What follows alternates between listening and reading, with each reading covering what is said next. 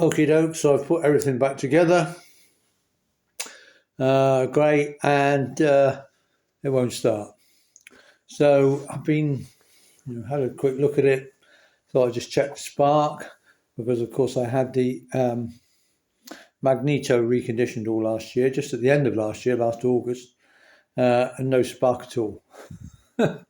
So I tried cleaning the points, made no difference at all. So I'm afraid the Magneto's now had to come back off again and go back to Tony, who's reconditioned it for me, and he's having another look at it. So I will show you the bike properly, but obviously I'm waiting for it. I'm waiting for it to be totally finished, which is when it's going to be running and everything's nice and done before I show you the total finished article. Okay, my newly reconditioned Magneto. Well, I had it conditioned less than 6 months ago, but it decided it just didn't want to know again. It'd been left over winter, got it out. I tried to start the bike. So I'm just checking this. Tried to start the bike wouldn't start. Thinking, what's going on? So I just checked the spark, nothing. I'm dead again. So I sent it back off. To Tony Cooper. It was very nice. And it needed remagnetizing. Now, I'm not quite sure why it needed remagnetizing, if it was only done recently, but it did. He's also cleaned it all out, gave it another clean and so on. But the main thing was apparently it needed remagnetizing. So obviously he's done it all free of charge and that. So now it's back. So I'm just going to give it a quick swizzle. I don't know if it'll work, how well it'll work on this, but we'll give it a go. We'll give it a quick swizzle on the drill and see what sparks we got. So I'm going to turn the lights down. I'll put the drill on and we'll turn it over and hopefully get some nice big fat sparks. Okay, so here we go. Let's see, we got some nice. I got the light from the drill. I'll cover the light from the drill. Now these are a couple of old spark plugs, but we're getting nice big fat sparks on them. So yeah, I'm happy.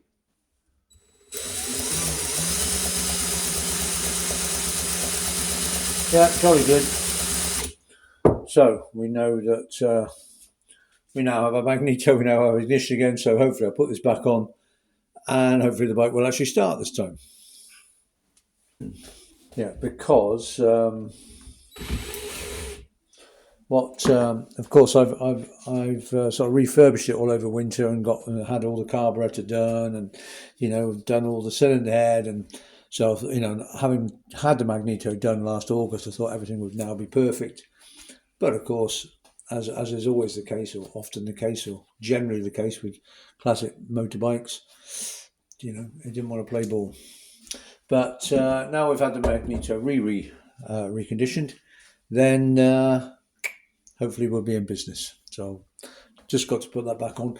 Although I do have some problem with the locating, so it will take me a while to actually get the Magneto back on. I need to make sure that the spacers that go, like those big bolts that go under here, and there's got to be spacers in the right place between here and the frame, and the spacers that are on at the moment aren't quite the right length. So I bought some steel tubing, and I'll be stainless steel tubing, and I'm going to be making sure that the Magneto, the spacers are on the correct length, so that when I bolt it all up, it should be nice and tight. Because I think before the Magneto was slipping, and the chain was coming loose on the Magneto, because when you bolt it all up, because the whole thing, the spacers weren't there, they weren't like tightening up properly, and so the whole thing was slipping. So I need to get that sorted.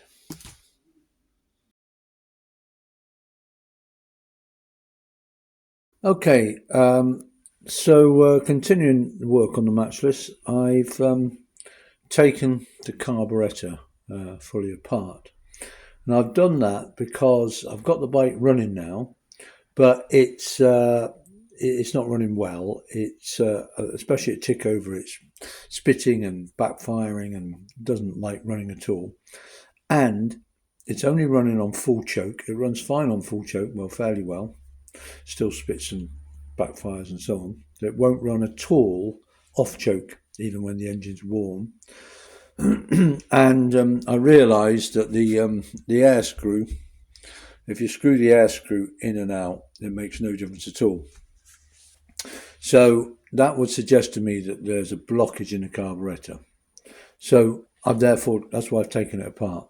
So I've taken the float bowl off, and then I've taken the float out, and we shake that to check that there's no liquid inside, which would suggest it's leaking. And if it's leaking, then it won't float properly, but that's fine. Then we've taken the bottom off the carb body, and then above all, I've drifted out the the center brass section from the body. And in this brass section are a myriad of minute sort of pilot airways. And above all, let's see if I can get this to focus. I don't know if I can, yeah. You see that little one straight on there? That is a really small one. And that's sort of the hole that it's in, the big hole. You see that hole there? That goes down to this one. If I learned how to put this thing on manual focus, it would help, wouldn't it? But I haven't. Then there's a hole at the top, and that comes out in the venturi there. And then there's a hole at the bottom there, this smaller one, and that goes up and meets the back of that very small little airway there. And I think maybe that little small airway there was blocked.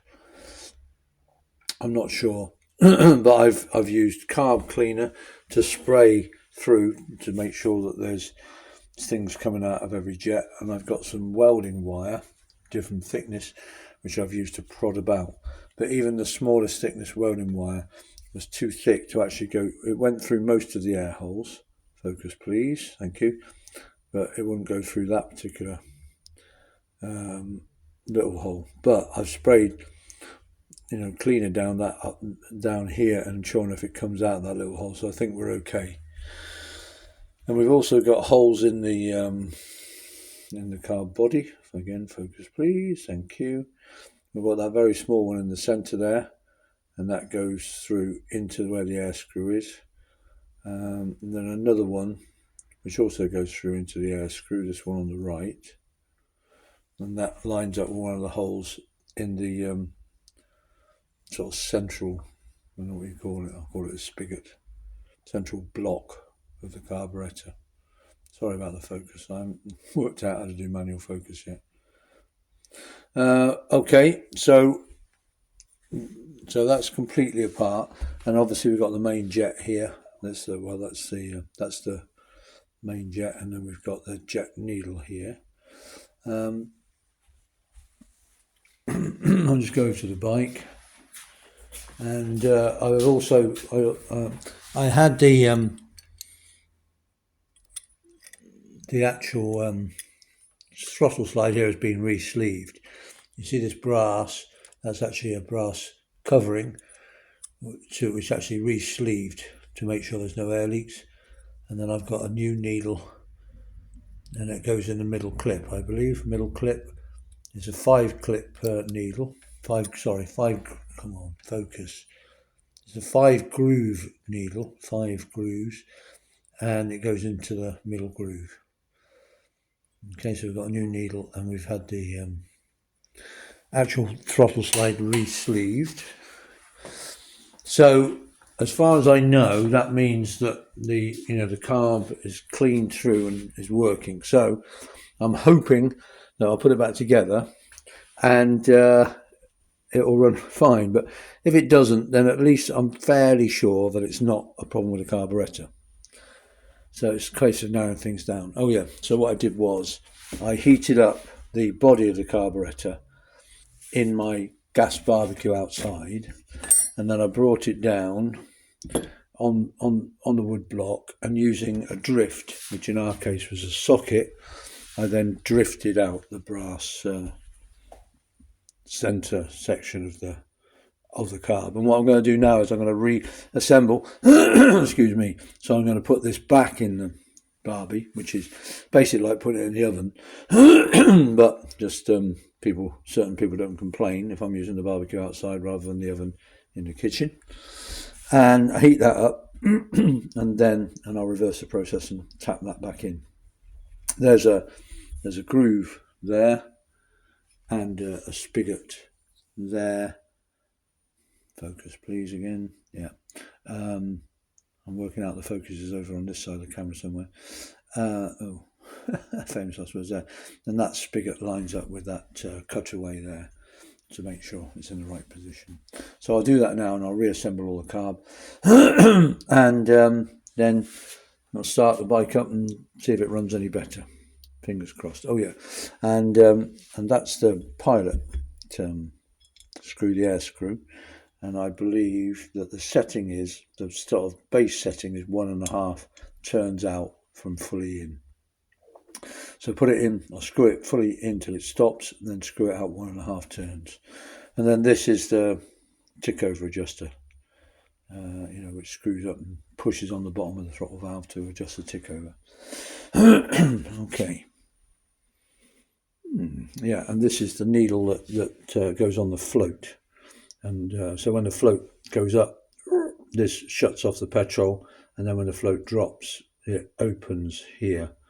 It fits in the bottom there, and allows petrol in. When the float goes up, oh dear, I'm losing my voice. And when the float rises, it shuts off, and when the float drops, it opens.